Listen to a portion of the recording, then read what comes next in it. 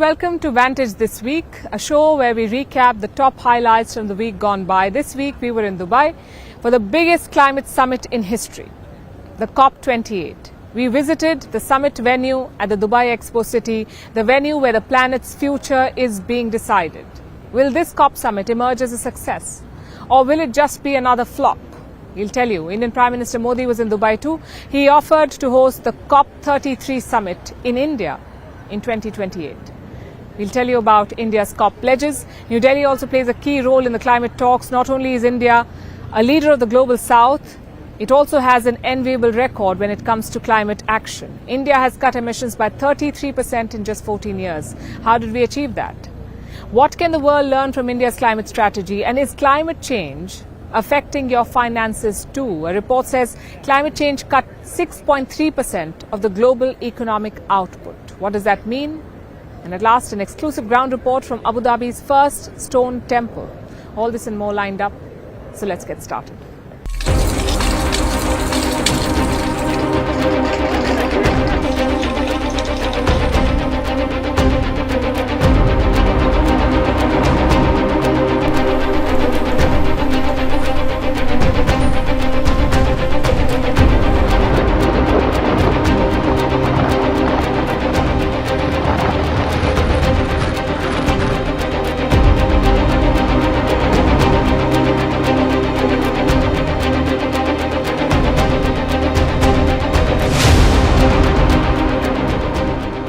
To my mind, the number one priority for this COP is to recognize that business as usual has to be dropped.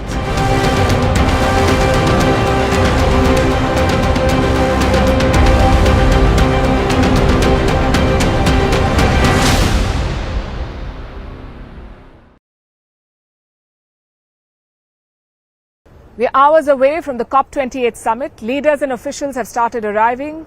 They will soon buckle in for days of hard negotiations. Things can get heated at COP summits. Things can also run past deadlines. It's one of the many challenges at COP. Earlier today, we visited the summit venue at the Dubai Expo city. It's a sprawling complex in the middle of nowhere. But starting tomorrow, it's where the planet's fate will be decided. So what are the expectations from this meeting? What does COP hope to achieve? Will this be a good COP or a bad COP? And what are the challenges? Our next report tells you.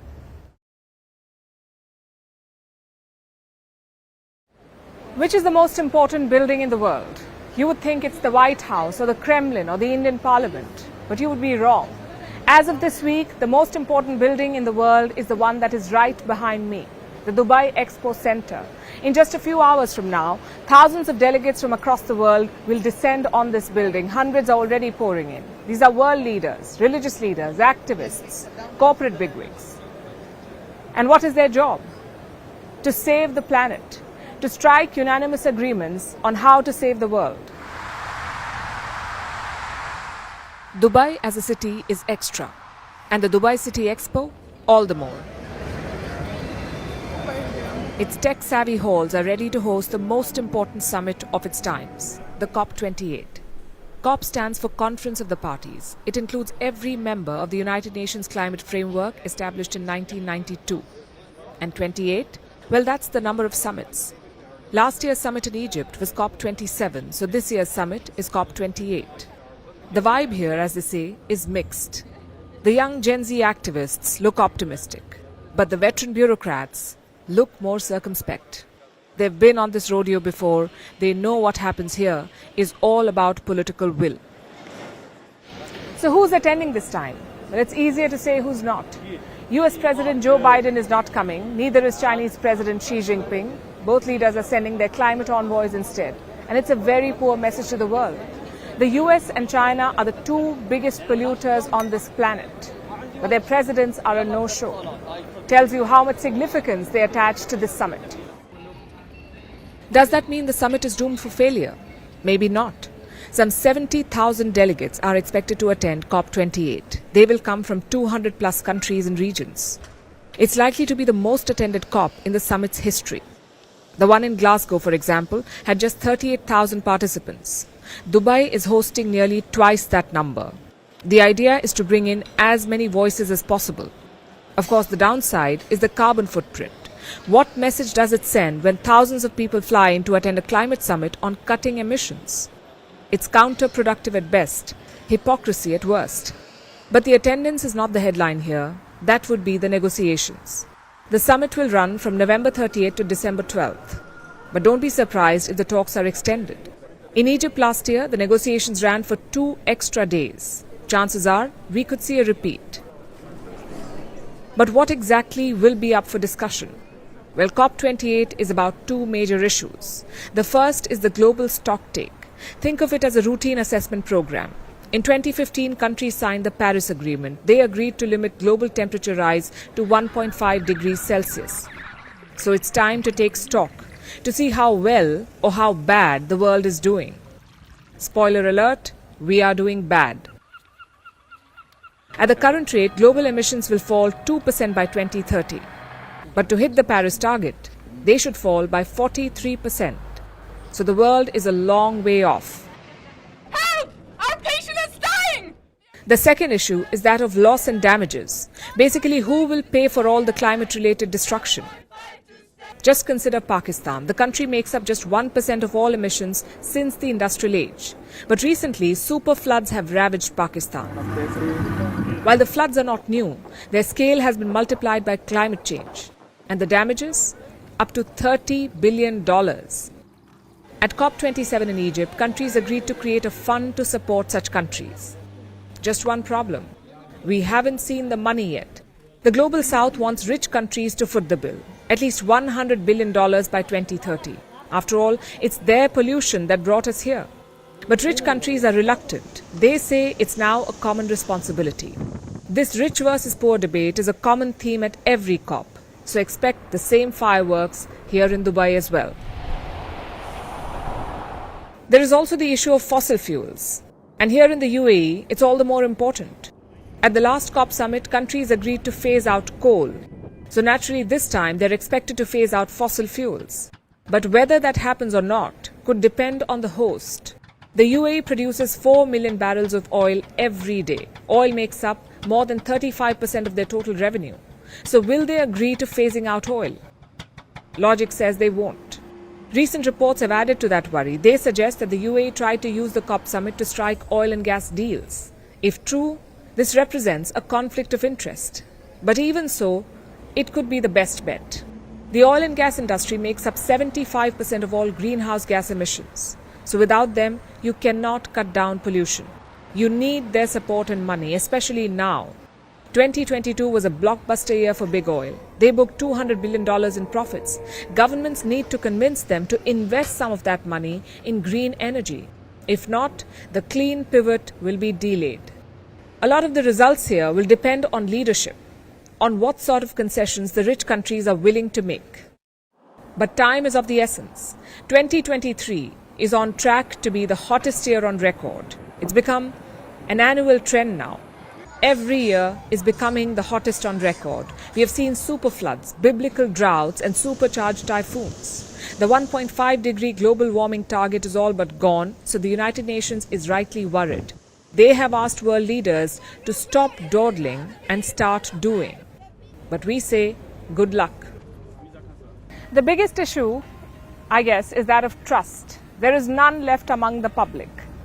We've seen the commitments of the Paris Agreement being ignored by world leaders. So there's a fair bit of cynicism about what happens here over the next 2 weeks. It's a legitimate question that young people have. Climate commitments are non-binding, so governments drag their feet. Rich countries are in no hurry to fund climate action. So you could say that expectations are low at this COP summit, which is ironic because their job is to literally save the world. There is also the issue of politics.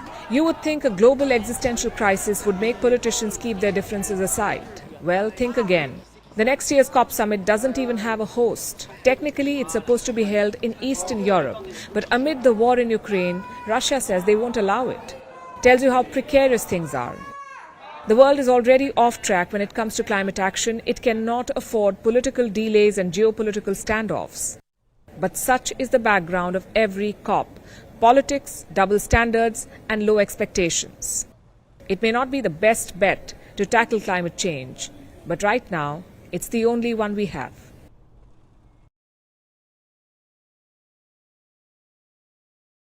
It is day 2 of the COP28 Summit. We are here at the Dubai Expo city where the summit is happening. It's a big day here. You can feel the energy in the air. There's a rush for climate action. Today, leaders at COP28 met to decide what the future of climate action will look like. Some of them have given the summit a miss, like Chinese President Xi Jinping and US President Joe Biden. It's ironic given that these countries are the biggest polluters in the world. But the others are here. There's UK's Prime Minister Rishi Sunak, Brazilian President Lula da Silva, Kenyan President William Ruto and Indian Prime Minister Narendra Modi. He arrived in Dubai yesterday for a short 21-hour visit with a packed schedule. There were 2 speeches today, 7 bilaterals and 2 special climate events. Prime Minister Modi said when it comes to climate action, India has walked the talk. Friends, आज भारत ने ecology और economy के उत्तम संतुलन का उदाहरण विश्व के सामने रखा है। भारत में विश्व की 17% आबादी होने के बावजूद ग्लोबल कार्बन एमिशंस में हमारी हिस्सेदारी ओनली 4% से भी कम है। भारत विश्व की उन कुछ इकोनॉमीज में से एक है जो एनडीसी टारगेट्स को पूरा करने की राह पर है। You heard him. India accounts for 17% of the global population. But when it comes to emissions, we account for less than 4%, which places India in a unique position, a position of leadership. India is the world's 5th largest economy. It has emerged as the voice of the global south. It is bearing the brunt of climate change, but also leading with climate action. India even offered to host the COP28 Summit in 2028. Friend, Bharat UN framework for climate change process के प्रति प्रतिबद्ध है। इसलिए आज मैं इस मंच से 2028 में COP28 में COP33 समिट को भारत में होस्ट करने का प्रस्ताव भी रखता हूं। Now, this is not a well-known fact, but India has hosted a COP summit before. It was the COP8 summit. But COP summits then were a low-key affair. Only climate experts and ministers attended. It was a different time. The world was just waking up to the dangers of climate change. But now the blinkers are off. Alarm bells are ringing, and they're ringing hard, which is why India has assumed an assertive stance in the last few years. At COP21, New Delhi pledged to cut greenhouse emissions, and it has. India has cut emissions by 33% in just 14 years. At COP26, India also announced its target to reach net zero emissions by 2070, a target that Prime Minister Modi reiterated this time as well. हमारा लक्ष्य 2030 तक emissions intensify को 45% घटाना है। हमने तय किया है कि नॉन फॉसिल फ्यूल का शेयर हम बढ़ाकर 50% करेंगे और हम 2070 तक नेट जीरो के लक्ष्य की तरफ भी बढ़ते रहेंगे। At the same COP26, India also launched the International Solar Alliance, a global solar grid. What does it look like? Basically, the sun is always shining in some part of the world. It will produce solar energy. If countries are connected by one grid, they can transfer that power to each other. Simple yet effective. This year at COP28, the Indian Prime Minister launched the Green Credit Initiative. It is focused on creating a carbon sink. How does that work? By encouraging participation of people. India also lauded the COP28 summit this year. The Prime Minister said India and the UAE share a similar vision, calling the nation a partner in a green and sustainable future. So instead of selling false dreams, India is leading at COP summits with concrete plans. It is collaborating with nations like the UAE. It is setting achievable goals and launching initiatives that are not just on paper. Unfortunately, COP summits are more about talk and less about action. This as you know, is the 28th edition of COP. So there have been 27 before, there will be many more in the future, but they tend to follow the same trajectory. The rich overpromise, the poor nations wait for reparations, speeches are applauded, there is political haggling, and in the end, all we have is a statement that no one really abides by. That's not how you tackle climate change. Climate action is the need of the hour, and India is leading the way with its actions. While countries navigate through COP politics, climate change will not wait for us to settle our squabbles. As we speak, the climate crisis is claiming more lives. Every corner of the globe has been affected.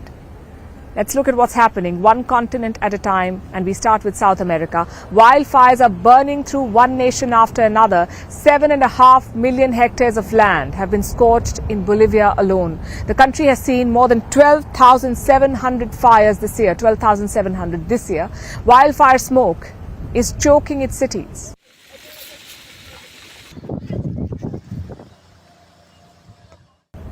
And many have lost everything. Everything was burnt. Crops, vegetation, cuttings, coffee plantations, citric plantations, banana plantations. In other words, it devastated everything. It didn't leave anything. A lot of this damage is permanent. The forests may never heal. And the reality we're living at the moment in Bolivia, that many of these forests won't restore at all, because we're living these effects of the climate change, of the environmental degradation we're causing in Bolivia itself. It's the same story in neighbouring Brazil. Fires have laid waste to the world's largest wetlands. The ecological gold mine is now a graveyard.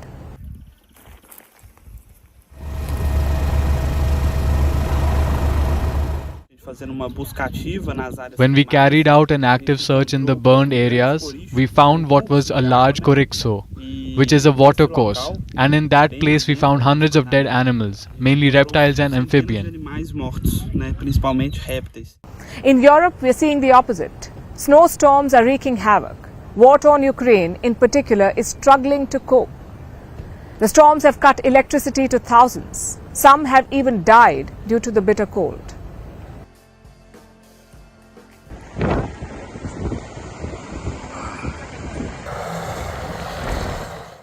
It is undoubtedly a catastrophe on a huge scale. Not only for the city, it's a statewide disaster. Some 150 up to 200,000 residents of this district have been left without heating. I start crying when I think about the soldiers.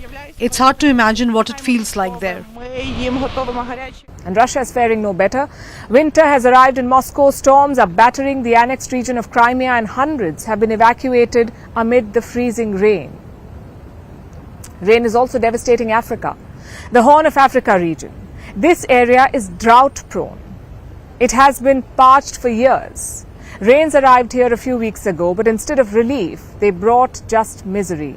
Kenya, Somalia, Ethiopia, all these countries are reeling now, and there's no end in sight. Overall, we have now roughly 650,000 people displaced, and 1.4, 1.5 million, to be very honest, nobody really knows the concrete figures, are going to be affected. That is now, but we have currently a confluence still of the Indian Ocean dipole, of El Nino. We have a cyclone building up in the Indian Ocean. He mentioned the El Nino. It's a natural weather phenomenon. It occurs once every few years, and it brings heat and rain to regions around the equator. But climate change has made the El Nino more powerful. It has been supercharged, and it is now unleashing its fury all over the world. Eastern Australia is among the regions bearing the brunt. It was scorched by bushfires a few weeks ago, and now parts of it are underwater. Everywhere you look, climate change is leaving an impact. The challenge before world leaders at the COP28 is staggering. They must work together to change course. If not, then what you just saw will only be the beginning.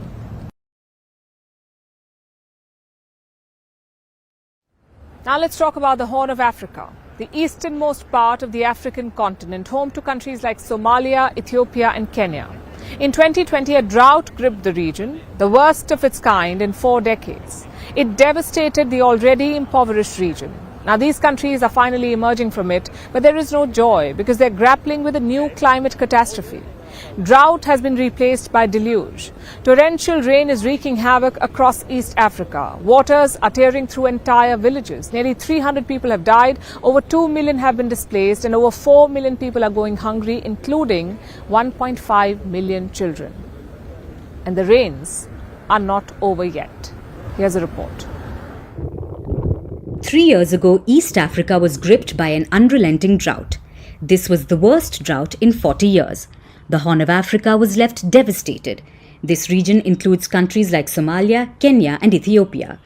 It's one of the world's most impoverished regions, also one of the most climate vulnerable places despite a fraction of the contribution to global warming. The drought had a catastrophic impact on this region. Livestock starved, crops shriveled, water insecurity increased. 20 million people were plunged into food insecurity. Tens of thousands of people died. 3 years on, prayers have been answered. The region is slowly emerging from the drought, but this is hardly a cause for celebration, because the Horn of Africa has gone from drought to deluge.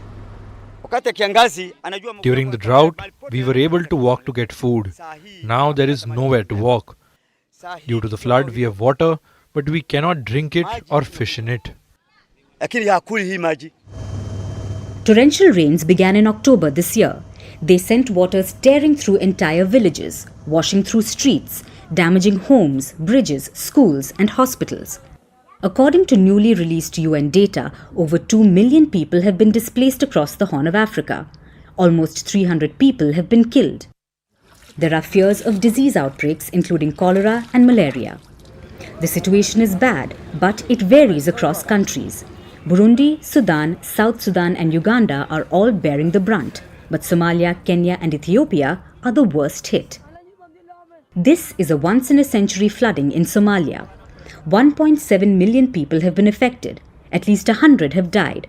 About 4.3 million people are going hungry. 1.5 children under the age of 5 face acute malnutrition. In neighboring Kenya, at least 136 people have died in floods. 460,000 people have been displaced. We feared that our children would drown in the floods because paths in the village have been washed away. There is water all over, and we found ourselves trapped with our animals. So we ran here with the children where it's safe. Meanwhile, in Ethiopia, the situation is difficult but in a different way. Northern Ethiopia is still suffering from drought, but the southern and eastern parts of the country have been hit by flooding, due to which over 600,000 people have been displaced and at least 57 people have died. Somalia declared a national emergency in October, but Kenya fell short of doing the same. There is anger among people, especially as governments are scrambling to find money to help those in need, leading to less action and more political debates. Like in Kenya, where discussions of allocation of funds for flood victims have led to disputes. There's no question, though, that these countries need more funds to tackle the floods.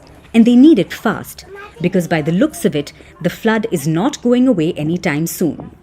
We have currently a confluence still of the Indian Ocean dipole, of El Nino. We have a cyclone building up in the Indian Ocean. We have rains continuing in the highlands of Ethiopia. All of that means that this is not over and it's not yet at its peak. It's getting worse and these people are going to suffer more. At this point, East Africa needs a miracle to tide them over this devastation, because the rains aren't over yet and a flood of problems await the Horn of Africa.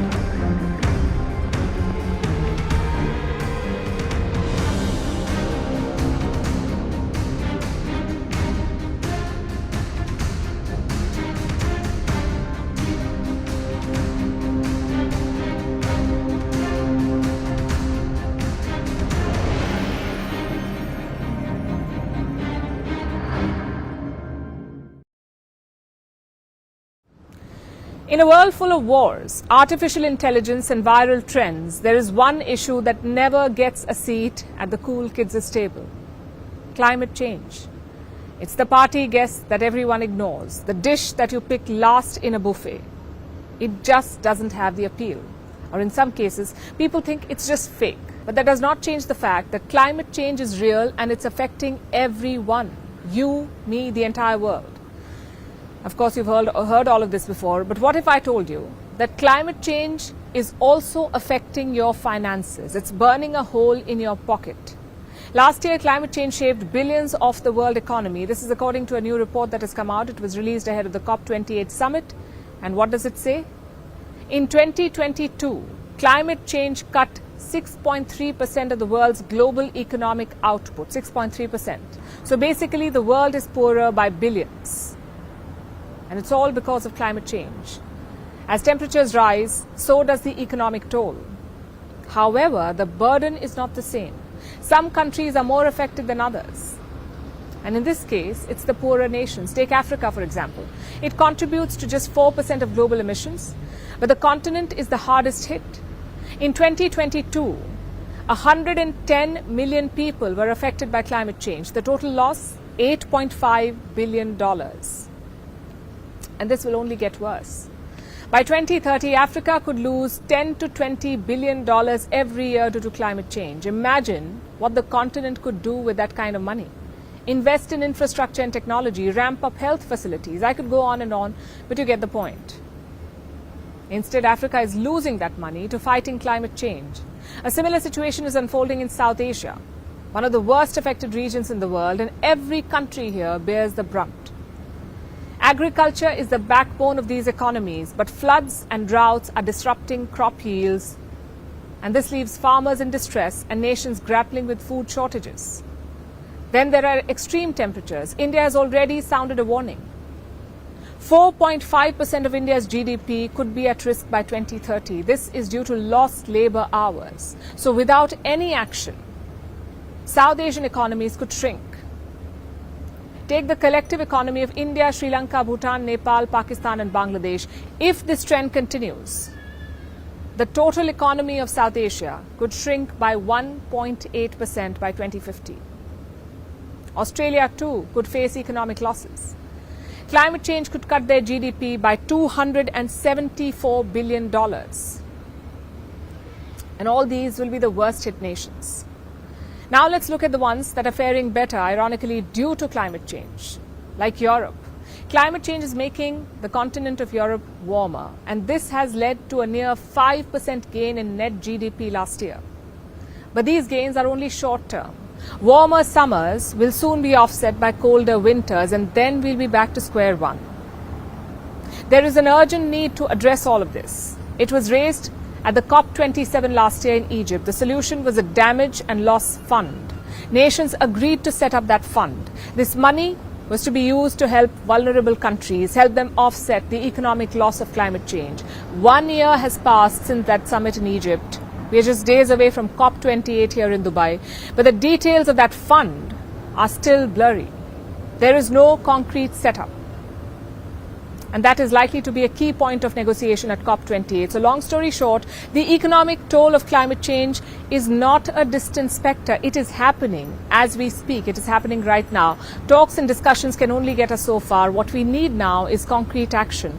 Governments must focus on solutions like embracing renewable energy, sustainable practices, and building climate-resilient infrastructure, all of which needs money. Which is why climate financing should not just be another debate, it should be priority number one, and historical emitters must pay up for the damage they've done. This is not charity, it's the need of the hour. Imagine the deserts of Dubai and Abu Dhabi. You may see sand dunes or camels or palm trees. But what is the last thing you expect to see? What about a sprawling Hindu temple around 108 feet tall? It wouldn't be a first guess. But just outside Abu Dhabi, that's what you will see. The BAPS Hindu Mandir is the first stone temple in this country, in the UAE. It will also be the biggest in West Asia. At an estimated cost of 700 crore rupees, this temple is an architectural marvel. And who is building it? Also, how did the rulers of this country allow it? We visited the temple today to find out. Take a look. We are 50 kilometers outside Abu Dhabi. The terrain is slowly changing character. The urban jungle is giving way to the rugged desert. At this point, our destination comes into view. It's a lot to take in at first glance. Dozens of scaffoldings, workers lugging things around, artisans hard at work. But through the bustle and confusion, the structure's identity is clear. Anyone who's grown up in India will tell you that's a Hindu temple. And not just any temple, the biggest one in the country, the BAPS Hindu Mandir in Abu Dhabi. A symbol of harmony between two civilizations and friendship between two countries. It's a story that dates back to 2015. That's when Prime Minister Modi visited the UAE. And back then, the Emirati president gifted him land, more than 17 acres of land on the Dubai-Abu Dhabi highway. 2 years later, Prime Minister Modi visited again for the laying of the foundation stone. And since then, work has been on here. And it's impressive work. The temple uses pink sandstone and marbles. The designs are inspired by Vedic architecture and sculptures. See these carvings and statues? Many of them were made by artisans in India. Once completed, they were shipped here. It's a massive logistical undertaking. The temple is expected to be 108 feet tall. It will require around 40,000 cubic meters of marble, 180,000 cubic meters of sandstone, more than 1.8 million bricks, and of course, a lot of labor. Some 400,000 man-hours until now. I'm guessing many more until the inauguration in February next year. The design is Indian, the carvings and sculptures are Indian, but this temple is also a nod to its location, the UAE. You see the spire behind me. There are 7 of those. 7 are part of the design, one for each emirate of the UAE, like Abu Dhabi, Dubai and Sharjah. So this is not about planting a new culture in the middle of the desert. It's about a cultural exchange and intermingling, something that India and the Arab world have a history of. So who's building this temple? A Hindu sect called BAPS. They worship their founder Swaminarayan as an avatar of Krishna. BAPS has built around 1,100 Hindu temples around the world. You may know some of them, like the Akshardham in New Delhi, or the newly inaugurated temple in New Jersey. It's the largest Hindu temple outside Asia. These temples are not just places of worship, they build a community around them. The plan here is to make classrooms, exhibition centers, and play areas. More than 50,000 people of all castes, creed, even religion, they have come and laid a brick to be a part of this historic and iconic mandir. It's the first temple in this part of the region in the history of humanity. And when the entire Hindu community and India as a country is coming together, it's more than that. It's bringing everyone together. It's a signal to the world that we can coexist, we can live with respect and love, and more importantly, harmony is the only future we have. It's a proud moment for the Indian community here. Indian expatriates make up 30% of the UAE's population. The Hindu community makes up around 10% of it. They did have small temples where they would go and offer prayers, but this sprawling complex is more than a place of worship. It's the UAE's way of making them feel at home and welcome. Many high-profile visitors have been here already.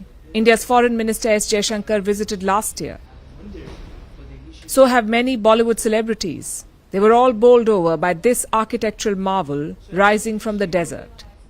So when can you visit this temple for prayers? Well, the inauguration is slated for February next year. It's supposed to be a massive event. The temple authorities are calling it the Festival of Harmony. It will begin on the 10th of February with participation from the local Indian community. The opening itself is on the 14th of February. A grand 2-hour-long ceremony. But for now, it's time to head back. When we first saw this temple from a distance, it looked out of place, a glitch in this desert ecosystem. But after spending time here, after studying the backstory and the project mission, one thing is clear. This temple may look out of place, but it's exactly where it should be. standing as a symbol of cooperation and harmony between two very different countries and cultures.